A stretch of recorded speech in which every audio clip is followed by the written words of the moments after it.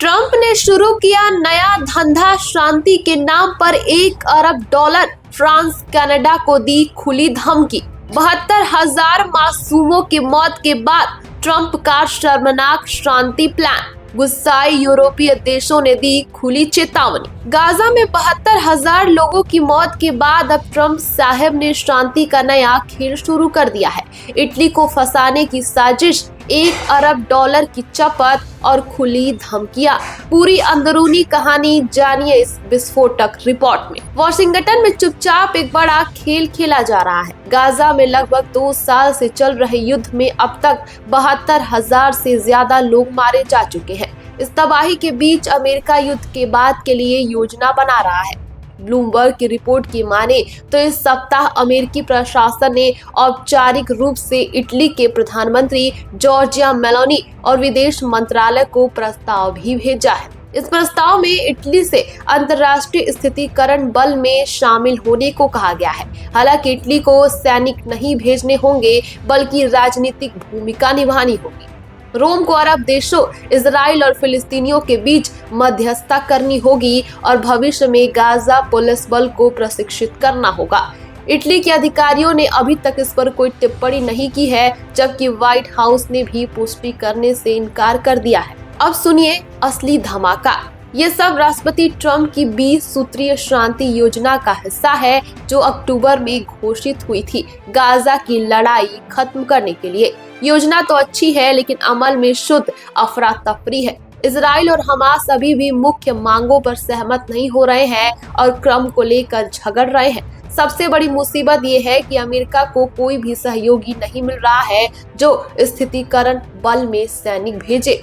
और फिर ट्रंप ने जो बाजीगरी दिखाई वो सुनिए। शांति मंडल बनाया।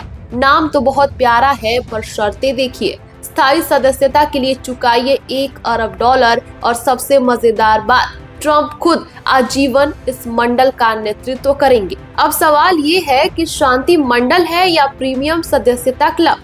इस सप्ताह जब इस शांति मंडल के चार्टर पर हस्ताक्षर समारोह हुआ तो G7 देशों में से अधिकांश ने इसे छोड़ दिया। संवैधानिक चिंताएं हैं, बजट की दिक्कतें हैं और सच कहें तो कोई इस गड़बड़ाले में पड़ना ही नहीं चाहता था।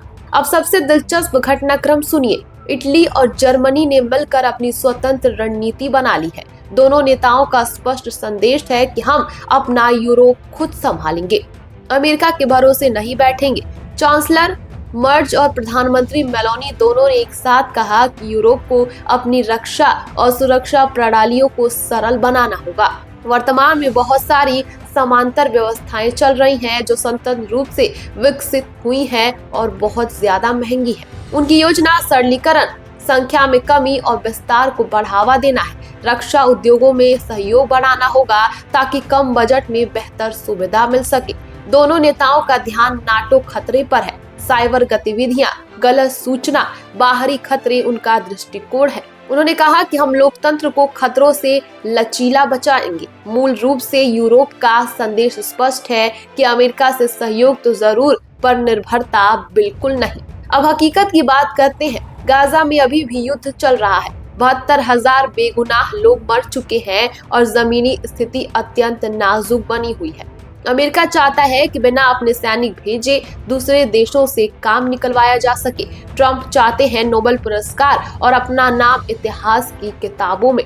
यूरोपीय देश चाहते हैं कि अमेरिका से दूरी पर दुश्मनी नहीं, और बीच में फंसे हैं वो लाचार लोग जिनकी जिंदगियां बर्बाद हो चुकी हैं। विशेषज्ञों का कहना है कि ये रणनीति दोधारी तलवार है। कागज पर योजना अच्छी लग सकती है, पर व्यवहारिक अमल बहुत कठिन होगा। अगर अमेरिका को सफलता चाहिए तो सहयोगियों का विश्वास जीतना होगा और यथार्थवादी समाधान बनाना होगा, सिर्फ $1 सदस्यता क्लब नहीं। फ्रांस ने शामिल होने से इनकार किया तो सीधा चुंगी की धमकी मिल गई। कनाडा के प्रधानमंत्री ने दावोस में विश्व आर्थिक मंच में आलोचना की तो ट्रंप ने उनका निमंत्रण ही वापस ले लिया। यही है अंतर्राष्ट्रीय कूटनीति की नई परिभाषा। इटली में स्थिति थोड़ी अलग है। प्रधानमंत्री मेलोनी ने स्पष्ट किया है कि उन्होंने संवैधानिक चिंताओं की वजह से शांति मंडल चार्टर पर हस्ताक्षर नहीं किए, पर वो बदलाव के लिए तैयार है।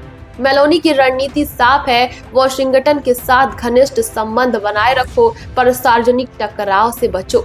जर्मन चांसलर फ्रेडरिक मर्ज के साथ उपस्थित होते हुए मेलोनी ने ट्रंप का पूरा बचाव किया।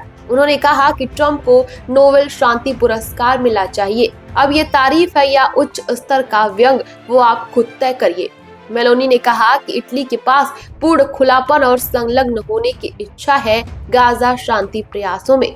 हम मध्य पूर्व स्थितिकरण में अग्रणी भूमिका निभा सकते हैं, पर जो मसौदा कानून हमें भेजा गया है वो असंवैधानिक है और हमारे कानूनी ढांचे के साथ असंगत है।